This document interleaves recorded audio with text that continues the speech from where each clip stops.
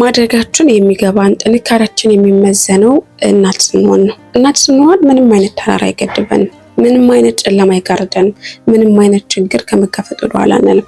አሰላሙ አለይኩም ወራህመቱላሂ ወበረካቱ። ውድና የተከበራችሁ ውድ ቤተሰቦች እንዴት ናችሁ? በያላችሁበት ሰላማችሁ ይብዛ። ለቤት አዲስ ከሆናችሁ ላይክ፣ ሼር፣ ሰብስክራይብ በማድረግ አበረታቱኝ። በመቀጠል እንግዲህ የማቀርብላችሁ ታሪክ አንዲት ሲንግል ማም ወይም ደግሞ ብቻዋን የምታሳድግ እናት የሷን ታሪክ ነው። አስተማሪና ጠቃሚ ነው ስላሰብኩ ላይክ በማድረግ ቪዲዮውን ጀምሩ። የታሪኩ ርዕስ ኑር ይላል።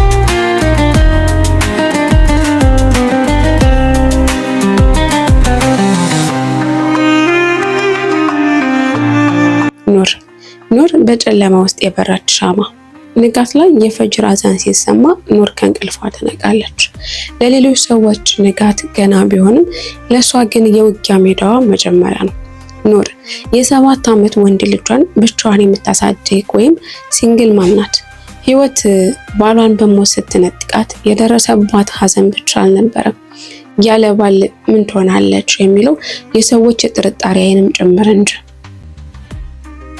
ኑር ግን ለሰዎች ጥርጣሬ መልስ መስጠት የጀመረችው በቃላት ሳይሆን በስራ ነበር።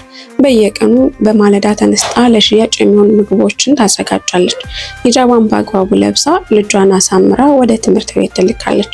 ከዚያም የድካም ሸክሟን ደብቃ በፈገግታ ወደ ስራዋ ትሰማራለች።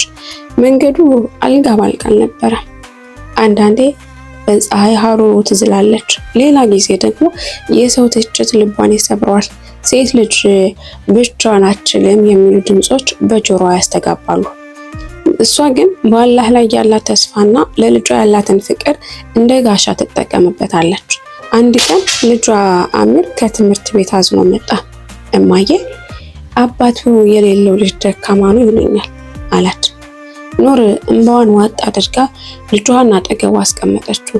ልጅ አለችው፣ ጥንካሬ የሚለካው በአባት መኖር ሳይሆን በውስጥ ባለው እምነትና ለሰዎች በምታሳየው መልካምነት ነው። እኔ ካንተ ጀርባ አለሁ፣ አላህ ደግሞ ከሁላችንም በላይ አለ በማለት አጽናናቸው። ኑር ያቺ በቅርጫት ምግብ እያዞረች የምትሸጥ እናት መሆኗ ቀርቶ አነስተኛ ካፌ ከፈተች። ስራዋን በታማኝነትና በንጽህና መስራቷ የብዙዎችን ቀልብ ሳበ። ከሁሉም በላይ ግን ያስደሰታት የንግድ ስኬት ሳይሆን ልጇ አሚር በትምህርት ውጤታማ ሆኖ ለታላቅ ደረጃ መብቃቱ ነው። ኑር ዛሬም ያንን የፈጅር ሰላቷንና ዱዓዋን አታቋርጥም። የታሪኳ ፍሬ ነገር ግን አንድ ነው። አንድ ሴት በራሷ ስትቆም፣ በእምነቷ ስትጠነክርና ለልጇ ስትል ራሷን ስትሰጥ ዓለም የማይቻል የመሰላትን ተራራ መናድ ትችላለች። ኑር ለብዙዎች ምሳሌ መሆን የሚችል ብቸኛ እናት ልትሆን ትችላለች። ለእሷ ግን ስሟ እንደሚለው ብርሃን ናት። ለልጇ የወደፊት ህይወት፣ ለራሷ ክብርና ለሌሎች ተስፋ ለቆረጡ ሴቶች ሁሉ አርአያ የሆነች ናት። ታሪኩ በዚሁ ተቋጨ።